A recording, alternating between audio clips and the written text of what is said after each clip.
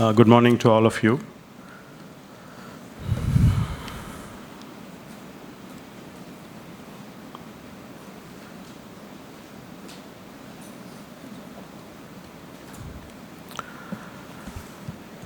As Dr. Mukundrajan had explained, about 10 years back, the Tata Group wanted to formalize the process of creating and fostering innovation within the group.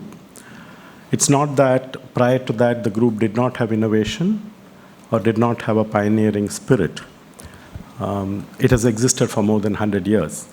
But what this process has achieved is to bring it all together and create a systematic ramp-up and scale-up of innovation within the Tata Group companies. So the first institution that was created to achieve this is the Tata Group Innovation Forum. This was the members of this were the CXOs and the CTOs of different companies.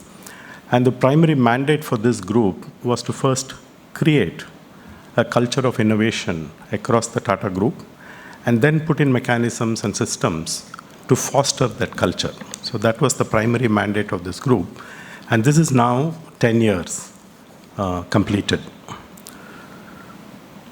So how did this group do it? There were certain platforms that were created. The first one is the Innometer. The Innometer is a mechanism for measuring and understanding what is the level of innovation that happens in a company. So at the end of this, you get a set of actions that you need to put in place to enhance or bridge the gaps and create an ecosystem of innovation. The second platform is the Tata Universe. Now, this is a system which is created within each company so that the company employees can put in their ideas. It's a form of a crowdsourcing. And there is also a continuous evaluation of these ideas, the likes and the dislikes, very similar to the social media. And out of this emerges innovations which are extremely valuable to each company. The second platform is that of the challenges of worth solving, which is a burst of innovations that come across the group companies 2 times a year.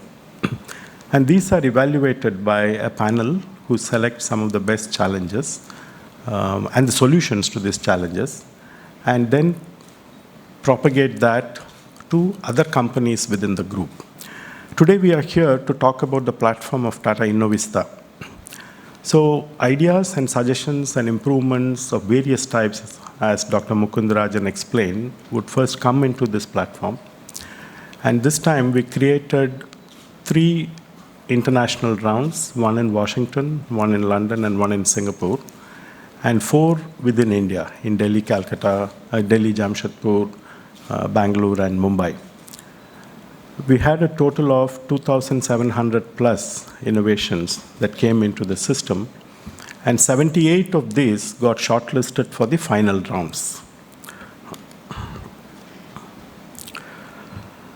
How has it changed over the last 10 years? If you see the graph, it started off with about 26 companies participating in the year 2006.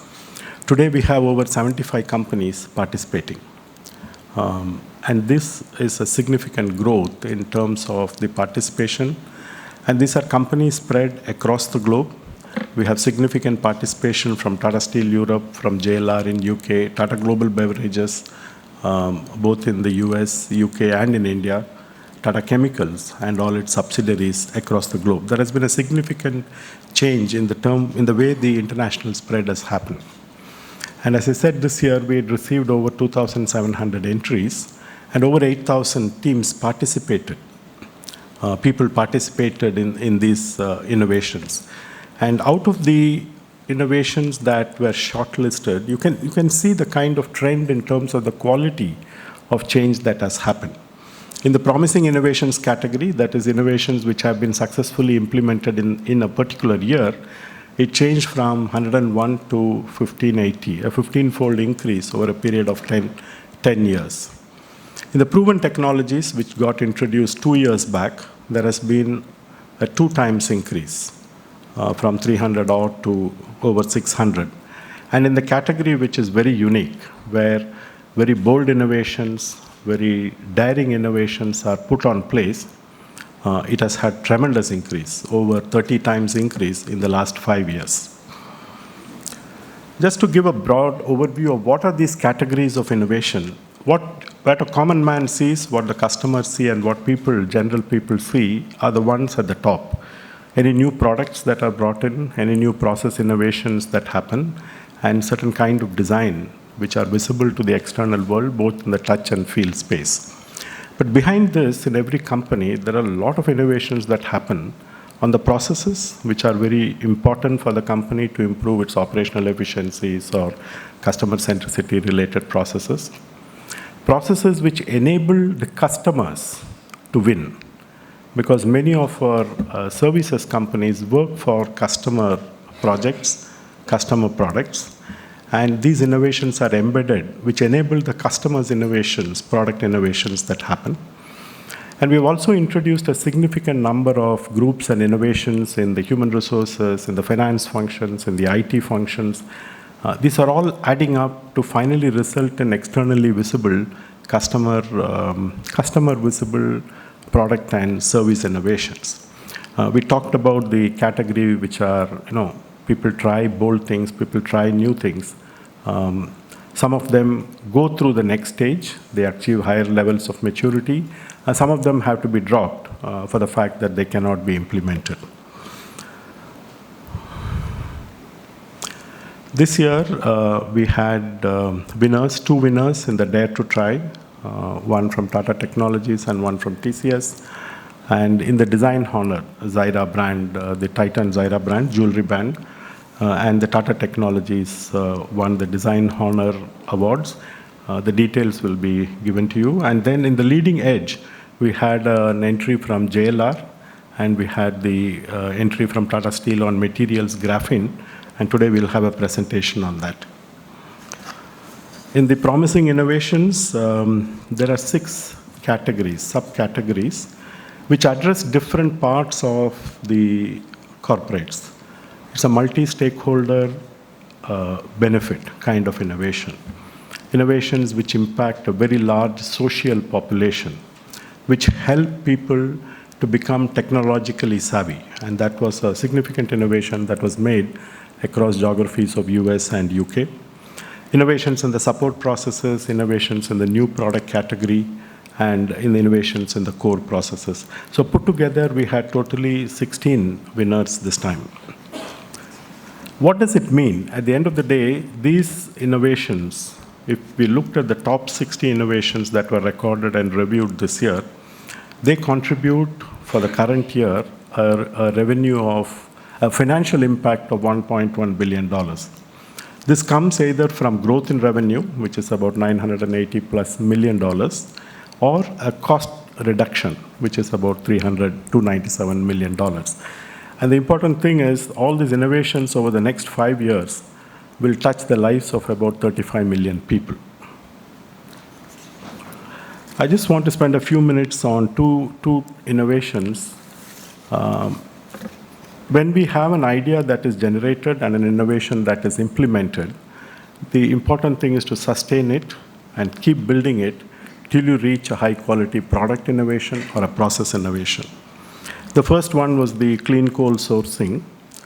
Tata Steel uses extensive coking coal for steel manufacture. The Indian coal has a very high ash content, 30 to 35% ash content, and equally very high moisture content. These together creates inefficiencies in the heating system, where the heat rate is very high. That means you need more energy to do the conversion.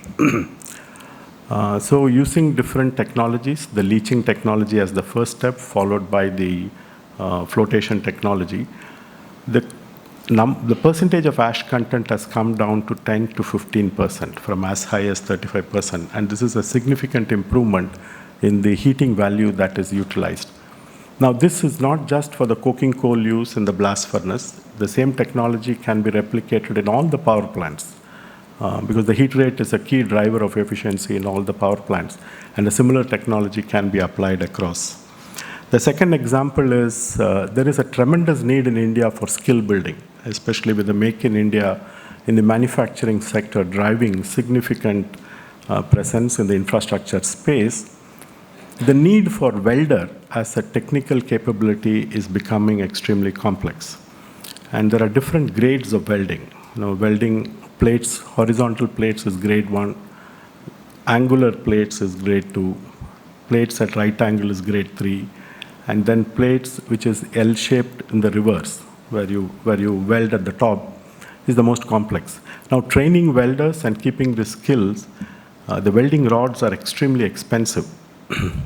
So the whole thing has been replaced by a simulating set of hardware and software which can train welders to become highly skilled before they actually burn the first welding rod.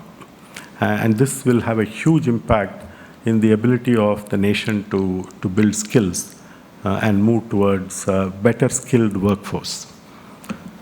Thank you very much.